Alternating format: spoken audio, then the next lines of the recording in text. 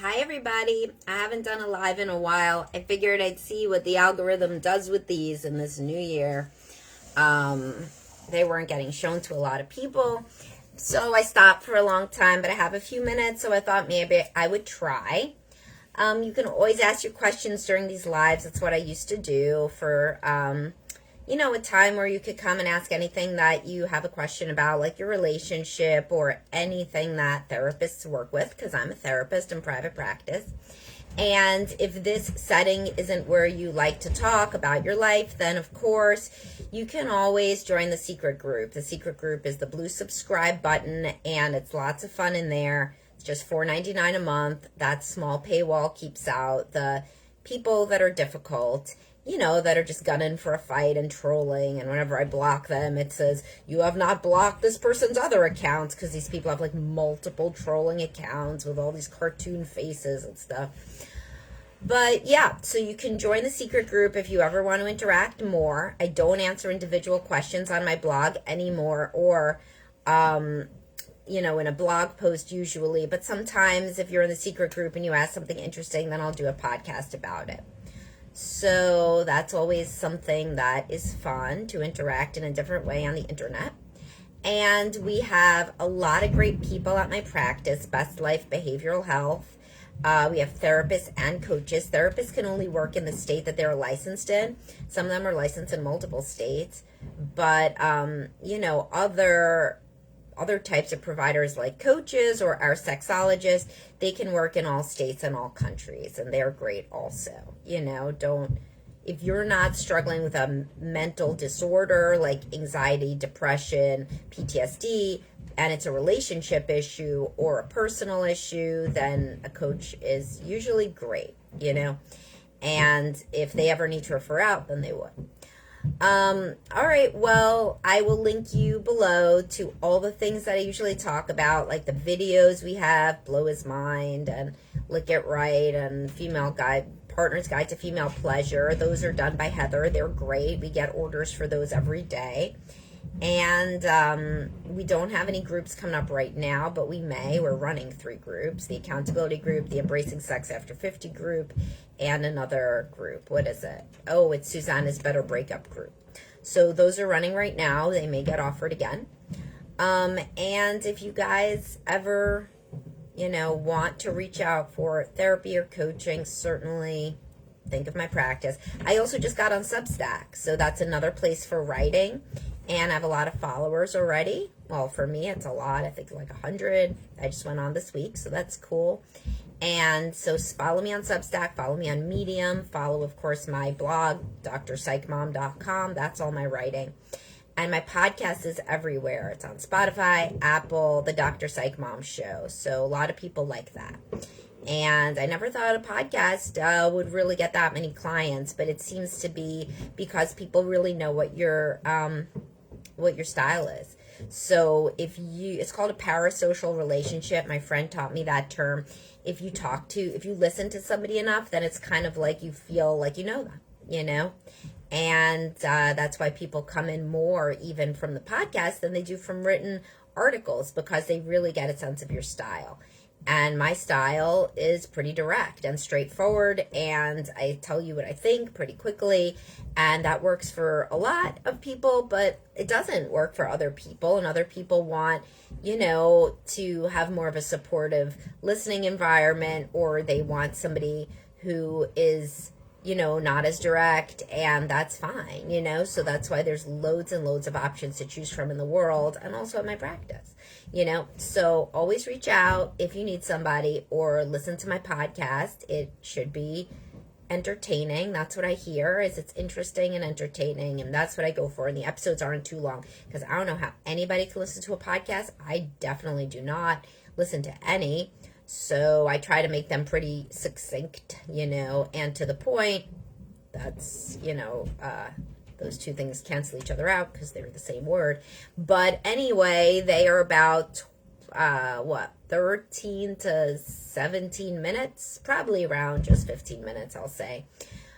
Sometimes 20 minutes if I'm really into the subject and I never prepare, I just talk. So often it just goes in, a lot of directions related to the main theme, which I think is just charming. No, I mean, I don't listen to podcasts. I would not listen to my own podcast. I don't listen to my own podcast.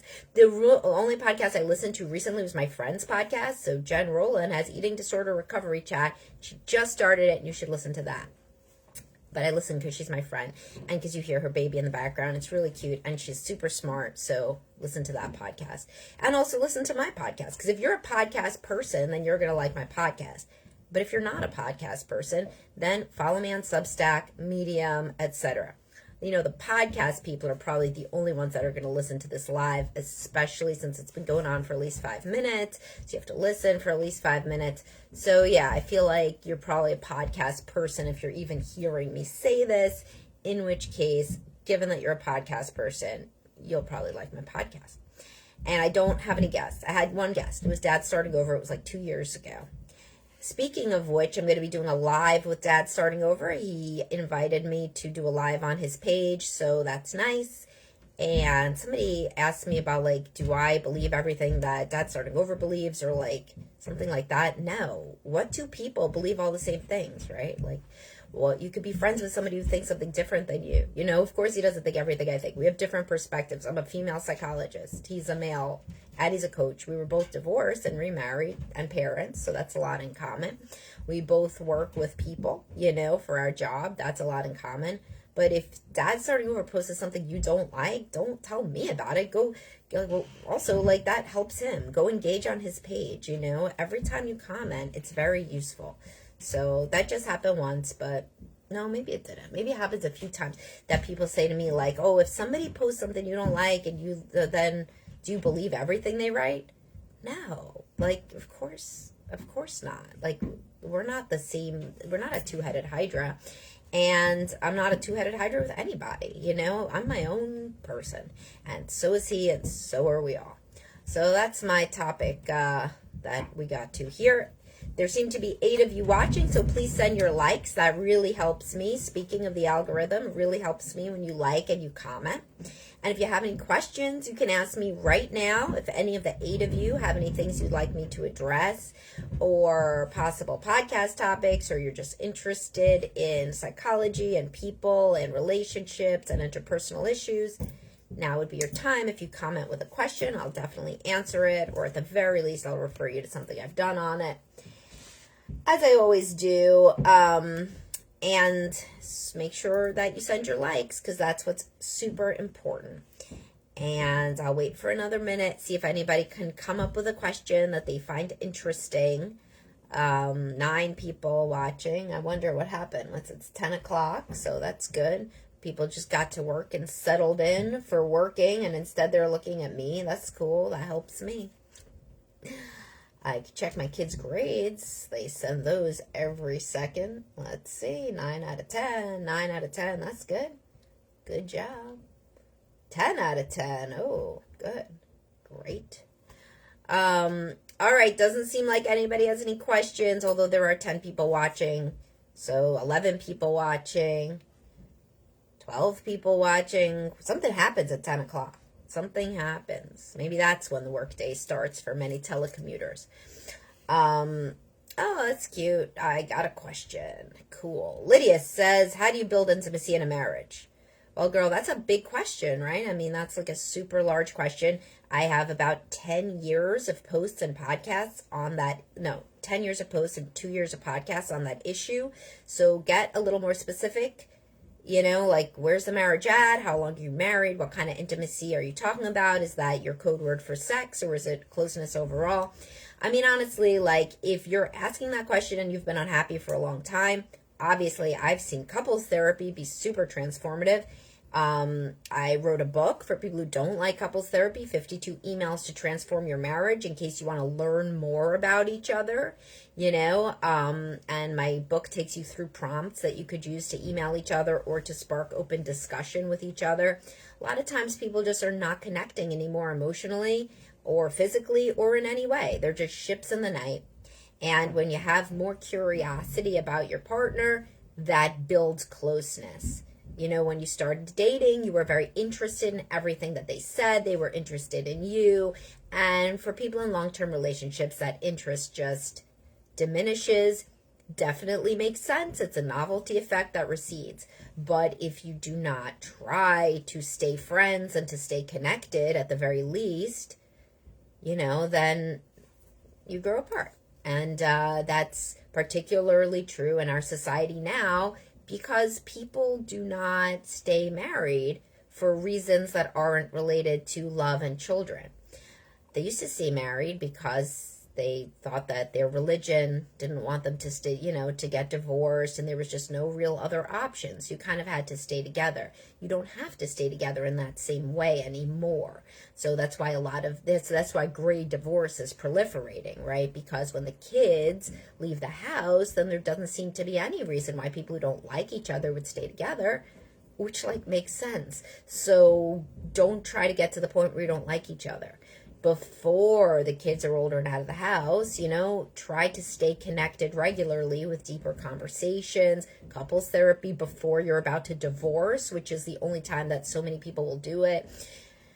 Date nights, vacations, even a night away, these sorts of things, they spark back some of the closeness and the interest that you used to feel.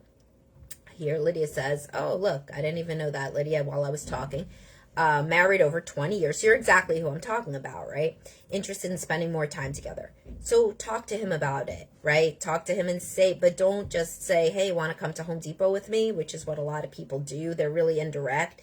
And he doesn't want to come to Home Depot. So then he'll be like, no, you know, and then he thinks no harm, no foul. I mean, I don't know anything about your situation, right? I mean, maybe he's like a total asshole. Maybe you are, you know, but like maybe nobody is, like usual.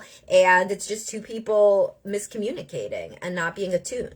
So be much, much, much more direct, as I encourage people to be all the time. So say to him, I feel lonely. I feel like we do not connect like we used to. I'd like to, you know, see how we could get closer. I think that would help us in bed and out of bed and emotionally. And if he's like, I don't think there's a problem, there's no problem, then say, I think we should go to couples counseling because obviously what I'm saying isn't working. But maybe he'll say, oh, wow, I had no idea you felt like that. You should have told me, yeah, let's go out to dinner, you know? I mean, people cannot change if you don't give them the full story, you know? And if you're raised to be like a people pleaser and a nice person, as so many women are, then you feel like you don't want to like attack him or you don't want to like come out of nowhere. So basically you just get lonelier and lonelier and lonelier, and you make what you think are little comments that mean something and they don't, because they don't mean anything to him. And this is how a lot of people get blindsided that the spouse isn't happy, you know, because the spouse has not been narrating the trajectory of that unhappiness. They think it's kind of obvious, but the other person thinks everything's okay. And this happens for both genders, right? Good questions, Lydia. Since it's just you and me, might as well ask some other questions. You could tell me some details about your situation. Then I could link you to some stuff I've written. This could be like free therapy. Not really. Legally, I am not her therapist. Disclaimer. It was just a joke. And anybody else can also tell me any question and I will answer it in between, seeing if I have any more grades for my kids. Lydia said, thank you so much. Great suggestions. Well, thank you, Lydia. And you know what you should do, Lydia? You should join our secret group. It's the blue subscribe button. There's a lot of people in there working on their marriages, intelligent people.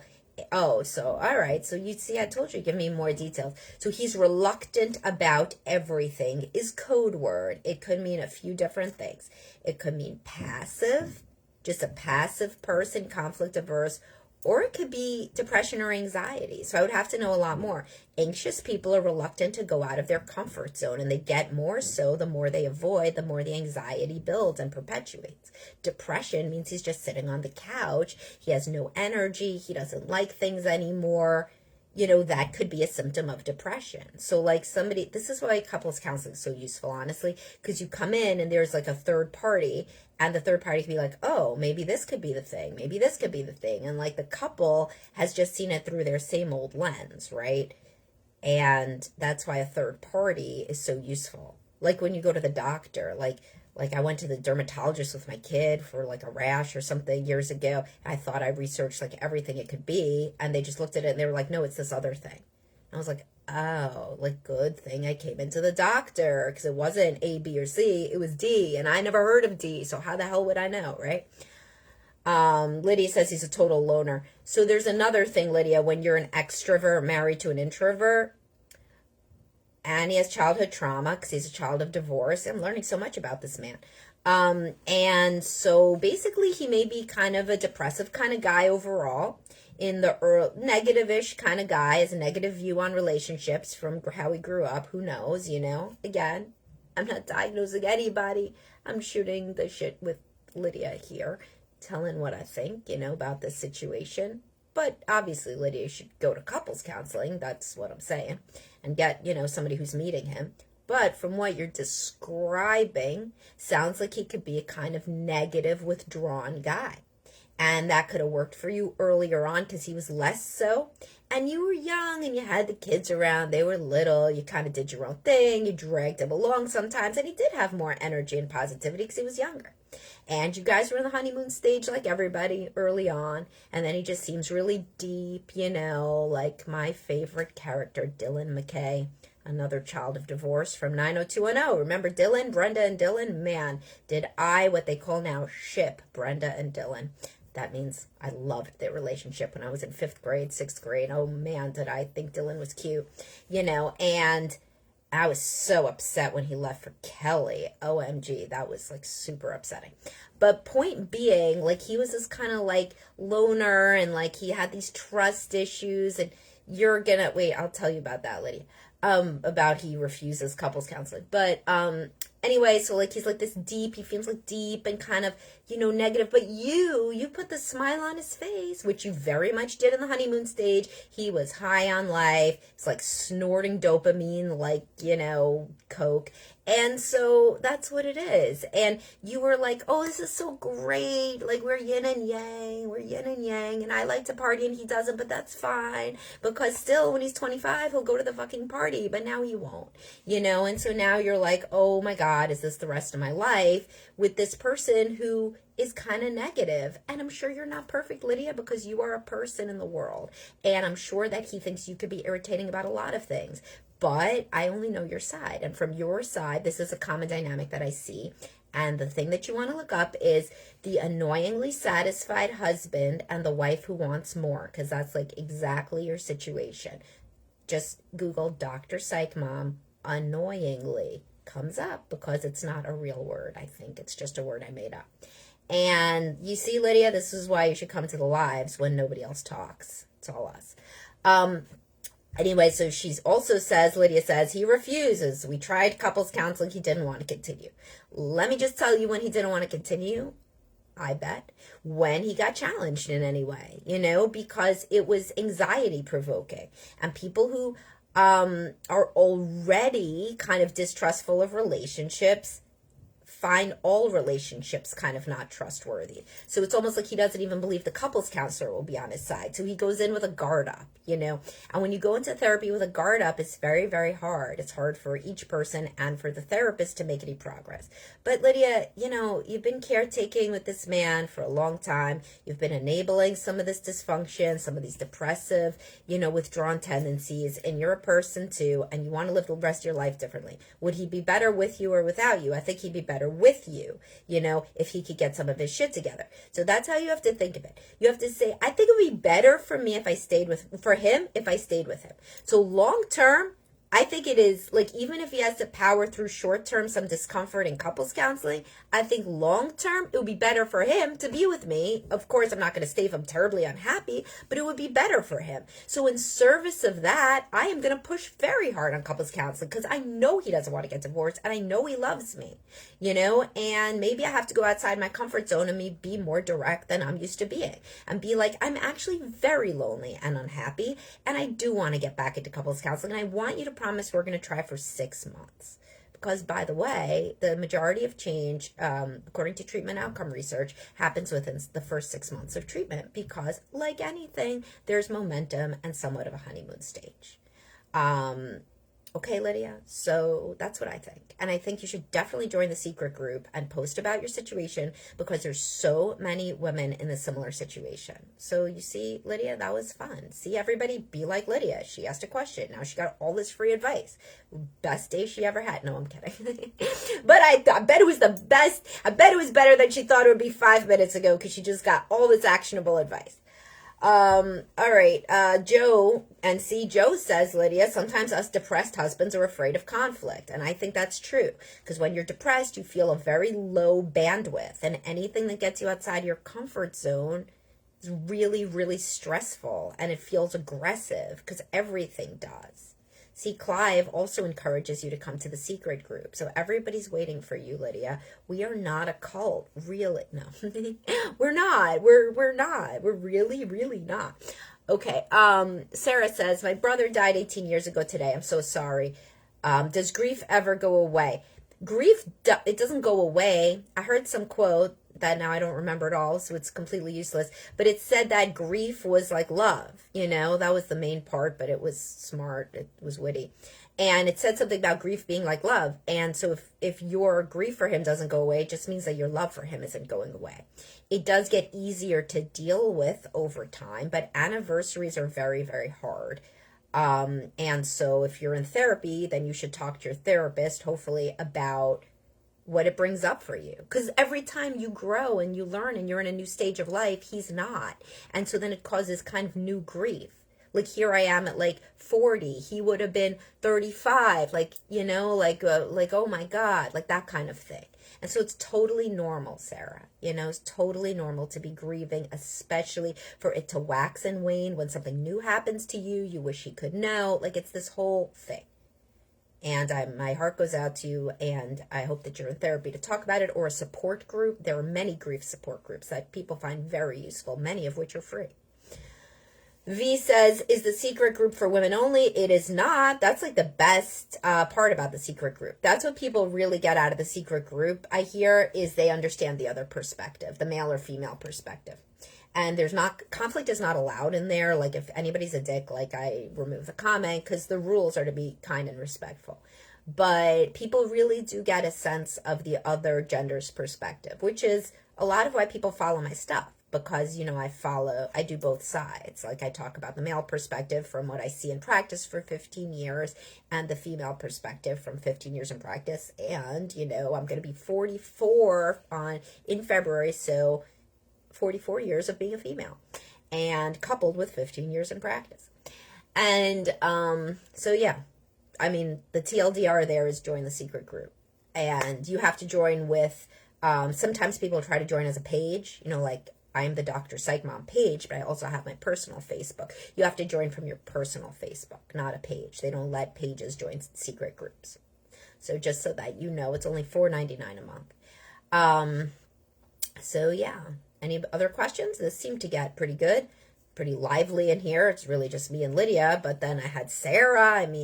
Some other people chimed in. It was like, this has been fairly lively for a live, no pun intended. 16 people watching, so please send your likes. Click on like right now. That is free. It does you no harm, and it helps my algorithm a lot. Helps other people see this. And does anybody else have any more questions? Now that we're doing so well, maybe Lydia just broke the seal and there's going to be just a whole flood of questions. V says, I'll be 41 on February 8th. Well, then cool. Then we are both going to be turning into a different number of our 40s in February. 40s in February. That is alliteration. So good. Join us. I think I see the MySpace character on your profile. That is pretty funny, right? Isn't that the MySpace guy? Maybe not. But anywho, remember guys, as always, you should be listening to the Dr. Psych Mom Show on Apple, on Spotify, and everywhere you listen to podcasts. You should follow my writing on drpsychmom.com. We have a weekly newsletter that you sign up for on my site. On Medium, if you like Medium. On Substack, if you like Substack. I'm on all social media. And of course, you can always work with me directly. I do not have a lot of openings, but I do therapy and coaching, and I have a whole group of people who work for me at Best Life Behavioral Health, and they can work with you doing therapy or coaching. Clive said, what podcast do you have coming up? Well, I don't know, man. That's a good question. So what do I have coming up? Let's see. From Clive. When you find yourself thinking you're better than your spouse and they should be grateful for you. That one's coming out today. May have come out already. Why your wife is turned off by you sitting around. Common complaint. Associative learning and how it impacts your sex life, or never have sex when your wife is nauseous. That one's a subscriber one. So you got to subscribe to get 100% of them. Otherwise, you don't get 25%. 25% of them are subscriber only. Stop trying to make monthly awesome sex into the norm. If you suck, you will think the opposite gender sucks. Here's why. Monday morning quarterbacking of sex. Why the recap convo is a huge turnoff to women. When the elephant in the room is you and your partner would never be friends. That one's a subscriber one. The guinea pig principle. I think that was, who said that? Was that you, Clive? It was one of y'all in the secret group. Came up with the guinea pig principle. Or, what does my guinea pig have to do with feminine energy? I took it a little further in my podcast. Stop saying you want words of affirmation when you actually want verbal agility. Be an and person, not an or person, especially not when it's you versus the kids. Don't friend zone your marriage. The meaningless thank you or thank you is not a compliment. If you would skip work or anything else for sex, this is why she won't want sex. How can you draw on your own self-knowledge to help you empathize with your partner? So I think those sound super interesting. I didn't remember all of them were in the queue. And I record more very frequently. So I'll probably record one later today. And if any of those titles sound interesting to you, then follow my podcast on Spotify, Apple, everywhere. Because honestly, for people that like, I do not put in a lot of filler. For people who like things that are effective and efficient, then it's my podcast, right? I just talk. So it's the closest you can come to hearing the perspective of me, a therapist who is fairly experienced at this point with couples and individuals, and you just hear what I think about these common relational issues. So, for bang for your buck, first of all, it could be free. 75% of them are free. And if you want all of them, then it's $8.99 a month for it's going to be 200 extra episodes. We have things at all price points. Like our how to give head videos, those are only $40. So, shit, that's easy. Female pleasure video too. And these podcasts, the secret group, these are all super cheap. And then, of course, then we have therapists and coaches, then we have the next tier, and then we have me. So I have a whole, hierarchy. There's nobody at any price point. And, of course, most of my content is literally free, which is how I try to reach as many people as I can, because some people can afford absolutely nothing. And for those people, I would say I have more content than, probably most people. I gotta be in that top percentile there. All right. Well, anywho, thank you guys for participating. Please give me a like. Do all the things I told you to do if you want more engagement. And I'll talk to y'all soon. Have a great day and a great weekend.